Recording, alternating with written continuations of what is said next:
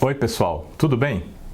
No vídeo anterior, nós vimos que já antes do Welzl elaborar a sua teoria finalista da conduta, o Metzger já tinha classificado determinados aspectos relacionados à intenção como elementos subjetivos do tipo, e que o Welzl ampliou essa concepção para incluir a finalidade do sujeito no âmbito da tipicidade em todos os casos. Isso porque a finalidade que dá sentido à conduta foi considerada como uma característica ontológica do comportamento humano. Hoje, nós vamos ver como foi alterada a estrutura do delito e como o dolo foi excluído da culpabilidade e completamente deslocado para a tipicidade. E para explicar isso, eu gostaria de falar um pouco sobre a culpabilidade. Como vocês sabem, o conceito formal de delito elaborado na modernidade era dividido em duas partes: o âmbito objetivo, composto pelo fato típico e antijurídico, e o âmbito subjetivo, composto pelo dolo e pela culpa, que eram consideradas modalidades de culpabilidade. Mas isso foi questionado por Frank em 1907, antes do início da Primeira Guerra Mundial. Ele percebeu que a culpabilidade correspondia à responsabilidade penal. A culpa é a palavra que as pessoas usam para indicar a responsabilidade. O culpado é o responsável.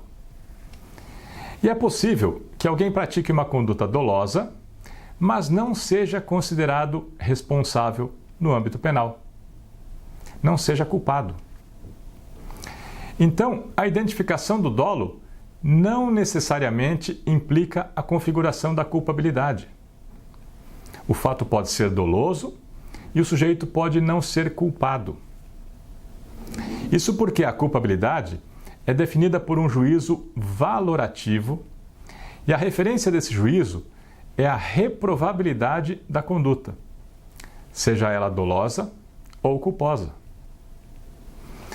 A referência desta reprovabilidade foi especificada por Goldschmidt como um juízo sobre a exigibilidade de uma conduta diversa pelo sujeito. O fato é reprovável quando era exigível que o sujeito não praticasse a conduta realizada nas circunstâncias em que ele se encontrava, mas sim que ele realizasse outro comportamento. Então, nem o Frank e nem o Goldschmidt consideravam que a culpabilidade seria um juízo de classificação de fatos como dolosos ou culposos. A culpabilidade é um juízo de reprovabilidade e esse juízo é realizado sobre as condutas dolosas. Não é um juízo pelo qual as condutas são classificadas como dolosas. A conduta deve primeiro ser classificada como dolosa, para então depois ser realizada a sua valoração e definida a reprovabilidade do fato. Por isso, quando o Welzl elaborou a teoria finalista da conduta, o Dona já havia demonstrado que a intenção do sujeito atribui sentido à sua conduta, o Metzger já tinha classificado o dolo como um elemento subjetivo do tipo, em alguns delitos, e o Frank já tinha demonstrado o caráter normativo da culpabilidade. Portanto, o Welzl reuniu essas várias ideias e as estruturou em um sistema. E esse sistema alterou o conteúdo do delito. O dolo e a culpa passaram a ser elementos do tipo e a culpabilidade passou a ter conteúdo normativo, ou seja, valorativo, composto pelo juízo de reprovabilidade da conduta, seja ela dolosa ou culposa.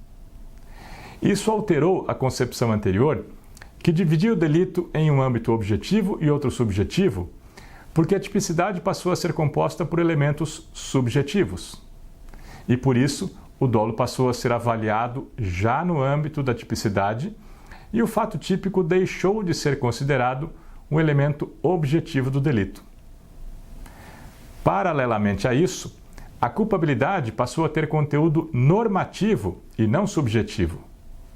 Dessa forma, o dolo não poderia mais ser considerado na culpabilidade. Isso foi muito bem observado pelo Dona, que disse que, como o dolo integra o fato típico e a culpabilidade é um juízo valorativo feito sobre esse fato típico, o dolo não pode integrar a culpabilidade. Isso porque o resultado de uma avaliação valorativa não pode ser o próprio objeto avaliado.